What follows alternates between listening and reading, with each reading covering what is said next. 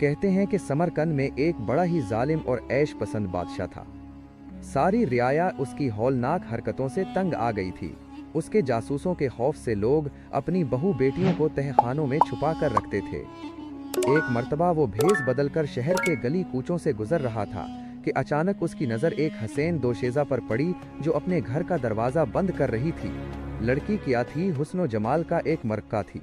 चेहरा ऐसा ताबनाक था जैसे उस पर किसी ने चांदनी का गाज़ा मिल दिया हो। शबाब की रानाइयों में वो खुलते हुए गुलाब की तरह चमन की रानी मालूम होती थी। नज़र पड़ते ही बादशाह के दिल पर बिजली गिर पड़ी। एक निश्तर था जो जिगर के आर पार हो गया। एक मर्तबा फिर गौर से उसने उस घर को देखा और सिलकती हुई आरज़ुओं के साथ अपने महल की तरफ रवाना हो गया। उसका वजीर उसकी जिंदगी के राजों का सबसे करीबी मुहर्रम था।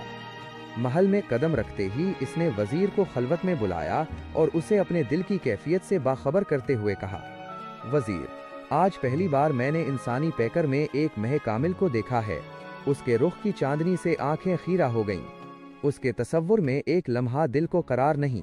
उसके हुस्ने क़यामत खेज ने मेरी हस्ती का सारा ज़ब्तो शकीब छीन लिया। जिंदगी में ऐसा गारत गिर होश मेरी नज़र से नहीं गुजरा था। जैसे भी मुमकिन हो मेरे सिलकते हुए दिल की आग बुझाओ।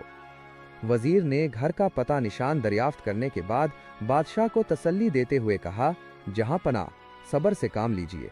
शाही इक़्तिदार के लिए ये कोई मुश्किल मसला नहीं है।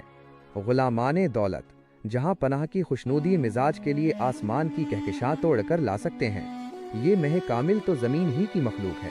शाम तक वजीर ने अपने ज़हीनो शातिर मुखबरों के ज़रिया सारा हाल दरियाफ्त कर लिया। मालूम हुआ कि वो एक सौदागर की बेटी है। बाप को इंतकाल हुए कुछ अरसा हो गया है। इस वक्त वो अपने बूढ़े और गरीब चचा की कफालत में है।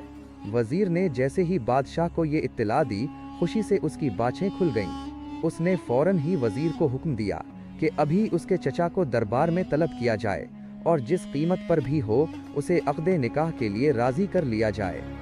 आन की आन में शाही कारिंदों का एक दस्ता बूढ़े शख्स के मकान पर पहुंचा और उसे बादशाह की तलबी का फरमान पहुंचाया। बादशाह का हुक्म सुनते ही दहशत से उसके चेहरे का रंग फिक हो गया। भतीजी ने चचा की परेशानी देखकर घबराए हुए अंदाज में दरियाफ्त किया, दरवाज़ा पर आकर किसने आपसे क्या कह दिया कि आप इस कदर परेशान नजर आते हैं? चचा ने शिकस्त खुर्दा लहजे में जवाब दिया, शाही कारिंदे आए हैं। बादशाह ने अभी मुझे दरबार में तलब किया है। दिल धड़क रहा है कि कोई बला तो नहीं नाजिल होने वाली है। समझ में नहीं आता क्या करूं? भतीजी ने तसल्ली देते हुए कहा, अल्लाह अपने हबीब का सदका अता फरमाए। बादशाहों की तलबी खतरे से खाली नहीं होती।